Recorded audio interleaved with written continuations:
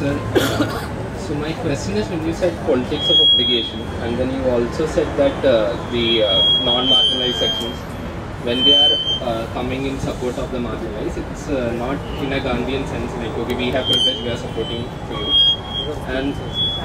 And you also said it's not a rights-based thing, like, because just recognizing the rights is no need to fight for them. So I didn't get that clarity regarding the term obligation. I mean, so if it's right does not make us want to fight for them, and then it is the movement from the marginalized that is triggering us to come forward, then how can we term it as an obligation? Because it's just that we are being forced. No, my point is that the idea of the right is not important. That is because definitely the lower section of the students came to the campus because of the right they have, actually, that is. But my point is that the kind of relationship that created when they came, because my point is that it is not just the question that you are the marginalization is coming to the campus, but marginalization is coming to the campus and still remaining in the campus as a marginal, because that will also happen, because if you are talking only in terms, because there is no need for the others to just have consider the other section of the marginalization equally. There is no, because no legal system is demanding you to treat other persons in a very, though we were all talking about equality in the constitutions, but there is no. But my point is that, and that kind of inequality is still existing in the campus. I'm not saying that that kind of inequality is existing, but my point is that beyond that also, I find that there are certain kind of the relationship that is happening between the people, and because of that relationship, what is happening is that is what I told about my own history. In the sense, why should that students fight for me? What is their right? What is that kind of right they are talking about? Because they are just a student, actually, because they are not supposed to, because the authorities are saying denying our right, denying our right to work, and once that is happening, why this student is coming? So my point is that I cannot name it, I cannot specify it, I cannot describe it what it is, but my point is that human relationship in politics also, that kind of things are always happening in the movements. But the only thing is that when we are talking only in terms of the quantification, or only in terms of the, because the positivism is always demanding, okay, this is the kind of relationship, this is, but I think that we also recognize that that kind of relationship is also existing between people. That also makes the person, the privileged person, to fight for the less privileged people also. That is also happening. So my attempt is to how to understand that. That's the only thing. Yeah. I have a question, like very well understood, that obligation. If this obligation comes out of necessity, or this obligation comes out of, is this it is always there, but the way to engage forced, that's the is it forced people to address this issue, and is the provocation, and is these things are still existed in that system, or is the provocation? And how do you see your understanding? Is it not like understanding from the revelation from above, but we always understood revelation from below, and in this paradigm, how does it fit? See, I'm not saying that the system is demanding you to oblige, because system is always related to the power, because system never asks you to oblige, because system, that is not the system is always working in a power. But my point is, it's not that within that system there are kind of a obligation between groups, between individuals. That is what is happening. And your question about is it a forceful, or is it there? No, it is. For example, Rohit is not coming and forcing me to take a decision, but since the day I heard his death, it always haunting me, and it is not just haunting me, it always is any movement, if something happened, something related to the caste, because I am also coming from a very left kind of a political background, and I have a lot of problem with this category called caste and the politics of caste. But after Rohit Vimala, I also started to rethink about the caste as an important kind of a dominant and a kind of hegemonic system in Indian context. So the point is that force is not something that is deterministic. It is not that something is determining me. But the thing is that somewhere, yes, some force actually is asking me to take a decision. And this is not an individual case, I'm telling you. Many people told me that this is too much. After his death, so many people told that this is too much. And what is the point that we are all teaching in the classroom and all? This is what one thing is invariably happening in the campus, and people reflected about it. So that is what I'm saying. It is not something a deterministic kind of a force, but it is a kind of indeterministic, but at the same time it is not a choice thing. It is not also a choice thing. Because I'm not thinking very as a kind of a choice now. That is what I'm saying. The kind of framework we have in understanding this thing is not sufficient enough for me to understand this thing. That is what I'm saying.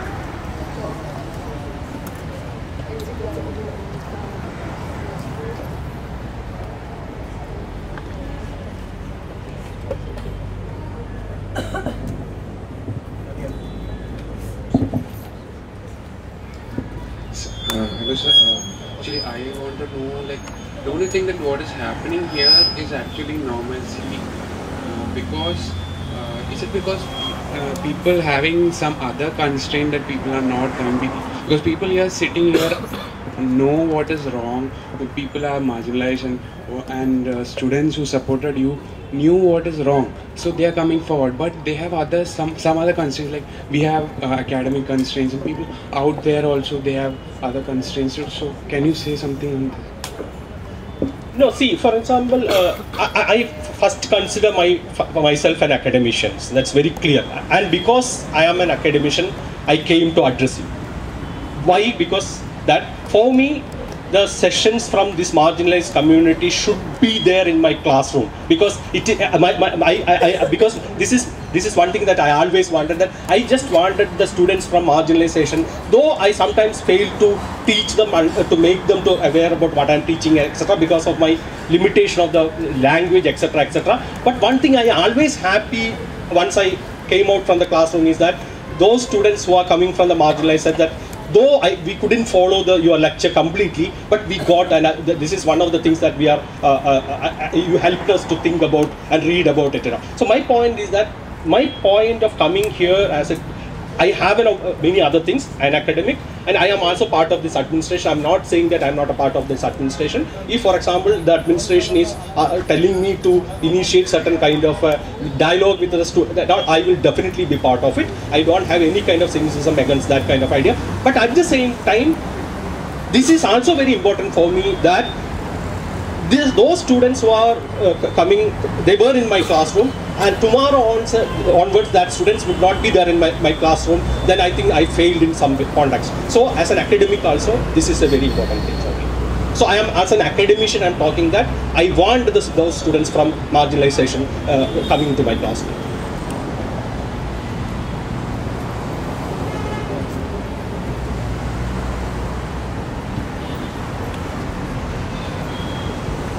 Sir, so as to what I understood from your addressing was that there is the stirring of one's conscience, and that change conscience makes one obliged for a certain community. Now, so because of that, and an event stirs them up. So after that, there's a lot of discourse that happens on it. Now, there is a point when that discourse leads to normalization, and what we can even term in this case as malignant normalization. And what would you like, so that if discourse leads to this, to such a level that normalcy, that it is normalized in the society, then how do we move forward with this?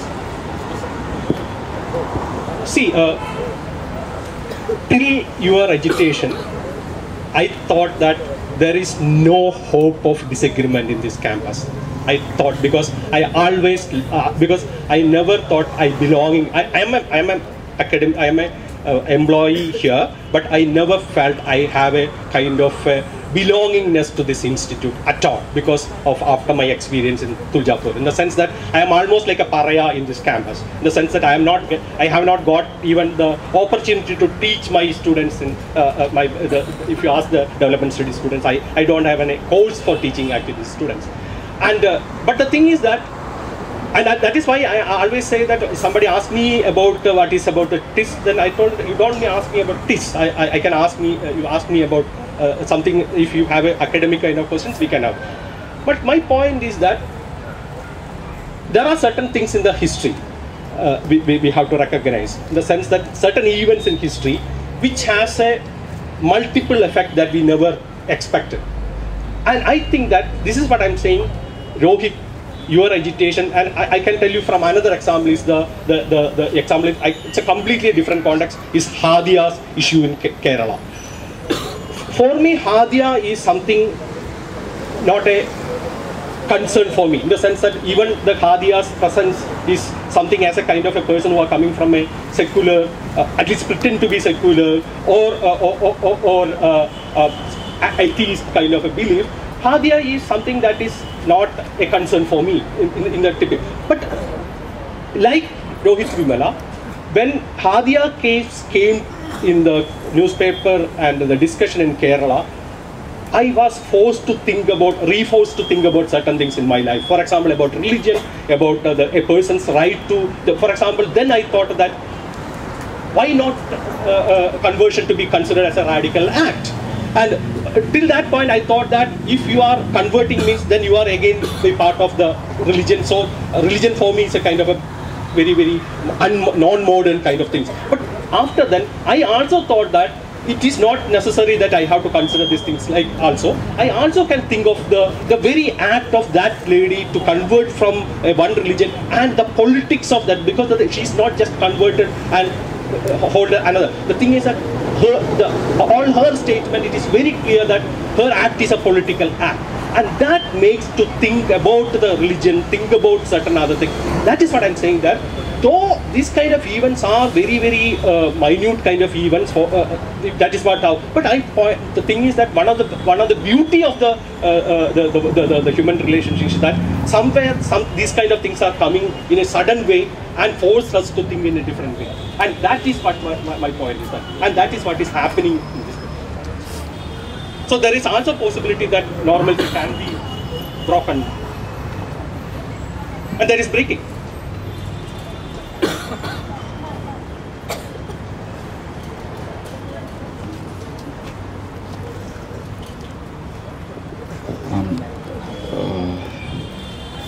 Sir, you brought out a very interesting idea of obligation, and it struck me because you also used the word politics, because the obligation is definitely, like, you know, we can understand it in two senses, like you brought out.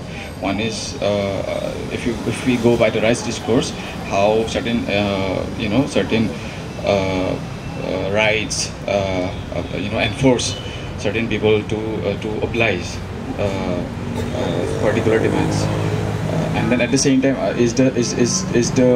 for example, this movement, how certain individuals who may not have an immediate stake are also participating and supporting the movement. So there is the socially conscientious obligation also, but at the same time I would want to stress on the political aspect. Obligation as a political act would imply that there would be certain interest involved in obliging. If I give a particular example, a more immediate one, if we look at the kind of support that is coming towards our movement, and if you look even more closely, because you're standing here today and you're part of the faculty body here, and our respectable teachers also came out in support at the initiation of the movement.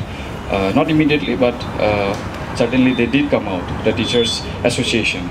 And it could be seen as a political act itself, if you look at it, because that, somehow they probably felt obligated and probably also were forced into coming out in support. And it's very interesting that after that particular political act of obligation, we have not seen much support. Like, you know, I think to what extent do you think then, or what are the factors that determines to what extent anybody or individually or as a group would feel obliged? And then what are these factors? And that is why I want to stress on interest at the same time, because you said rights, discourse, and the marginalized. It is also important if we want to carry a movement and you know, like demand certain things has to be established as a right, and for that also we have to understand what kind of a recognition, what is recognized as a right, and then who recognizes this as any group's right.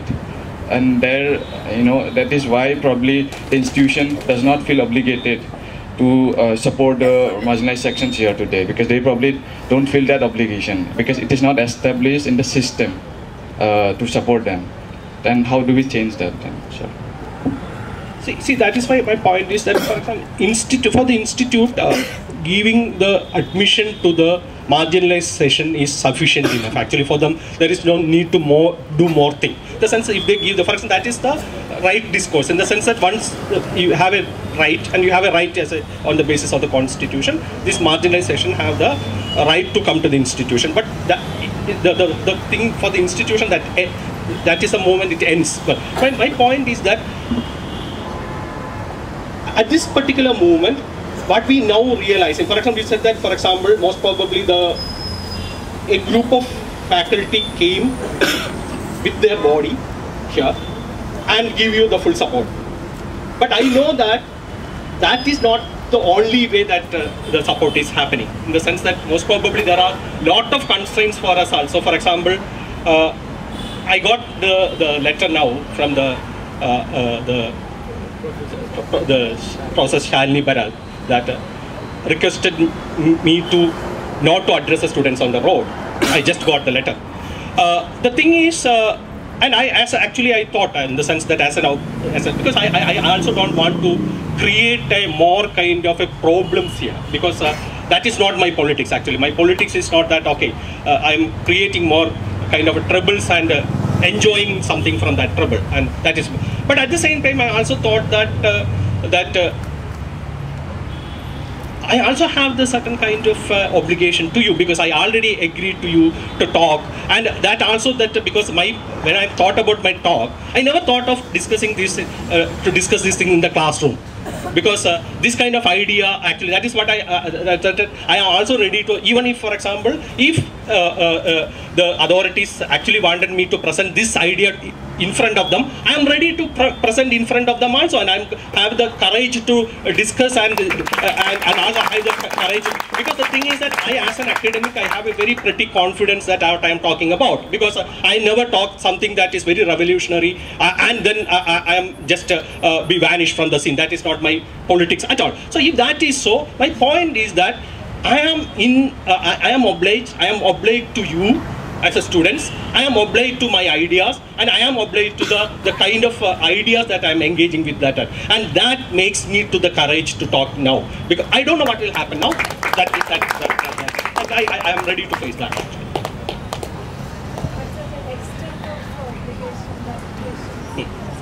No, so the thing is that is what I'm saying. See, the obligation. This is one of the problem of this idea of obligation, in the sense that, for example, this idea is not coming from me only. This idea was being very much theorized by a queer theorist called Povenelli, Elizabeth Povenelli, and she is making one point that one of the difficulty of handling this idea of the obligation is that you cannot name it, you cannot quantify it, you cannot measure it, you cannot. So that is difficult. But the thing is that is there. We all know that somewhere, if you are actually thinking in the moment, we know that there is there. But the difficulty is that it is difficult for us to name it, difficult to quantify it. So that is what I'm saying. So also my point is that our tasks always not necessarily be to quantify. our task is also to sometimes to think about ourselves and what is our relationship. So my point is that I am taking only at that level. So that is what I'm saying. It doesn't matter for me that somebody is coming with a body in bodily manner and supporting you. And you look at the kind of support you are getting from all over the world, and what makes that support you are getting.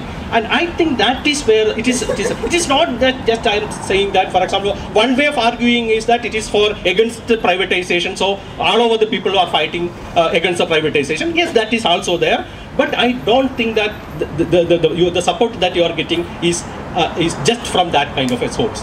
That is what I'm not saying this is a perfect theory or nothing.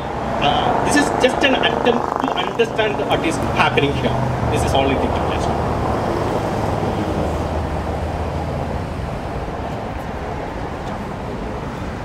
Any more questions?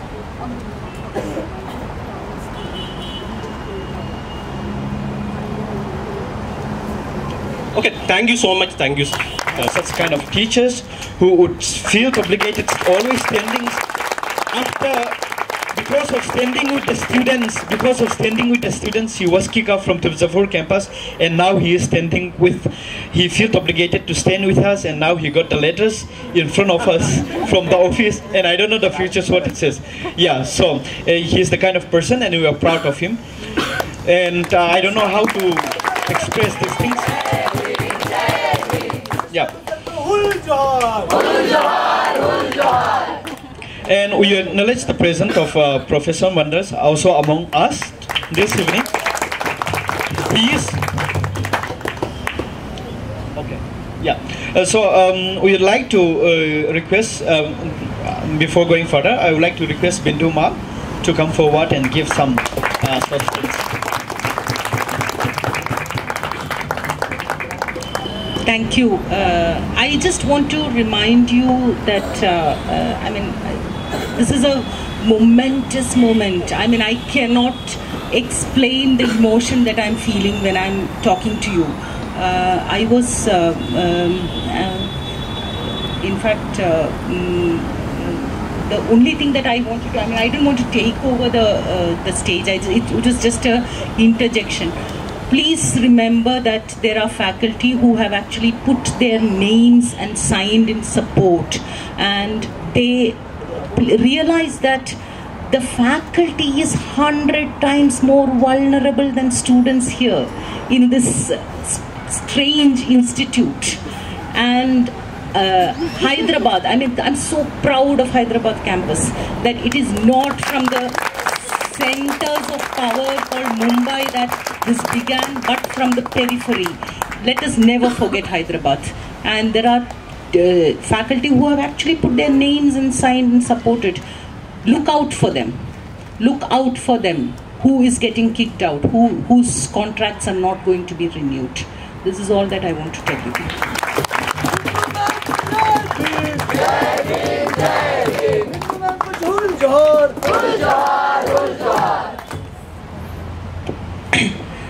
Sir, I just wanted to know that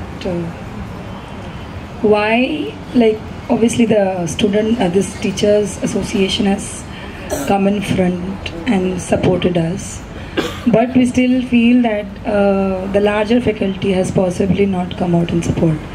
What are their reasons? And I think that larger set of faculties also contains many people who are most probably not that much endangered by this entire process, like they are permanent faculties or they are in a safe and secure position.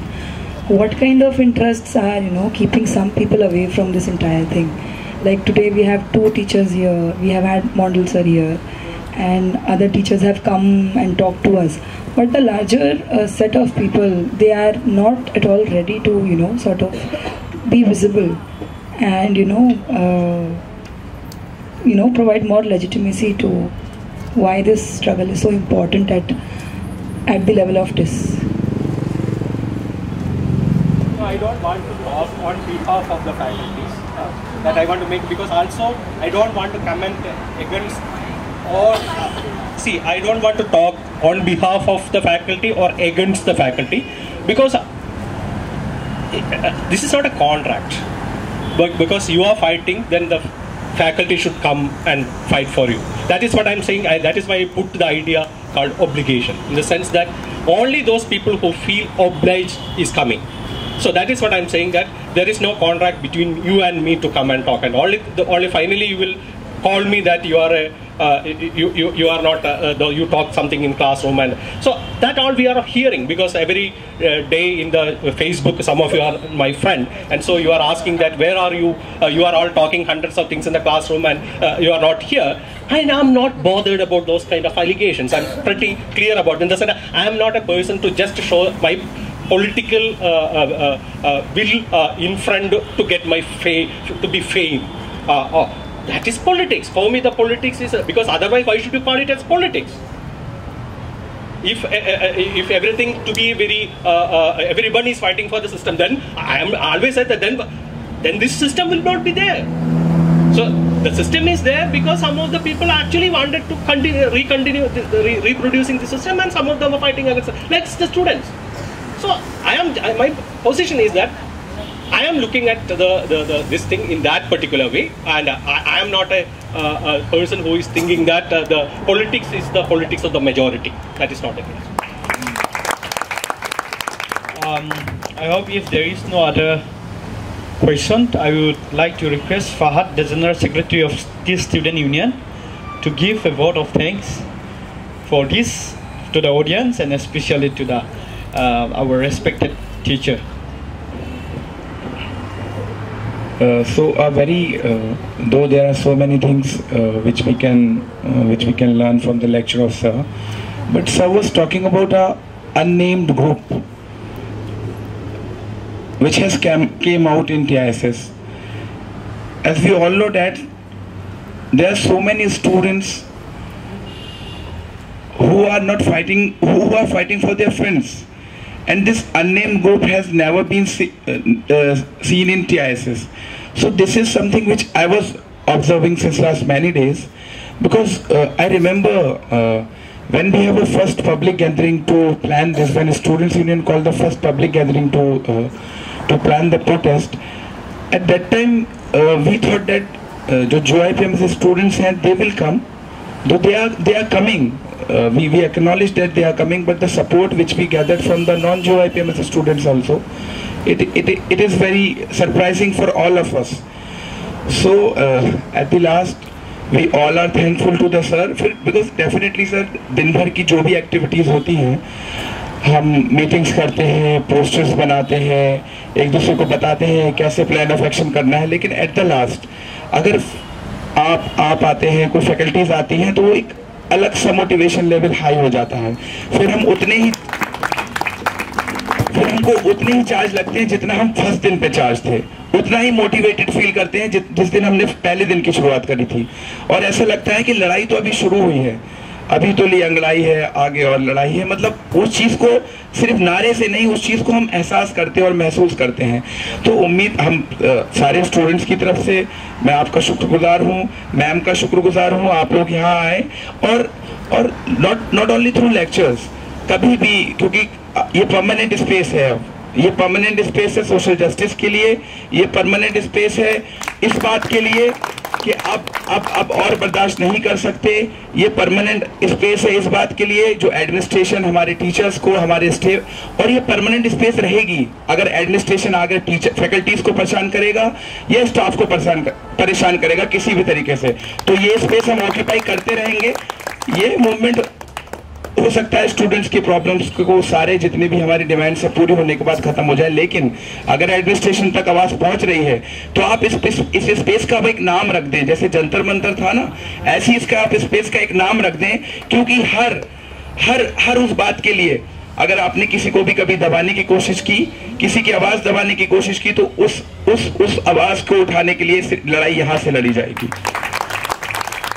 तो आखिरी में फिर से मैं सबका thank you बोलना चाहता हूँ, और हम उम्मीद करते हैं इसी तरह हम अपनी फैकल्टीज के साथ इंटरेक्शन करते रहेंगे और वही फीलिंग जो हम पहले दिन जिस लड़ाई के साथ लड़े थे उस लड़ाई को मजबूत करते रहें। बहुत बहुत धन्यवाद।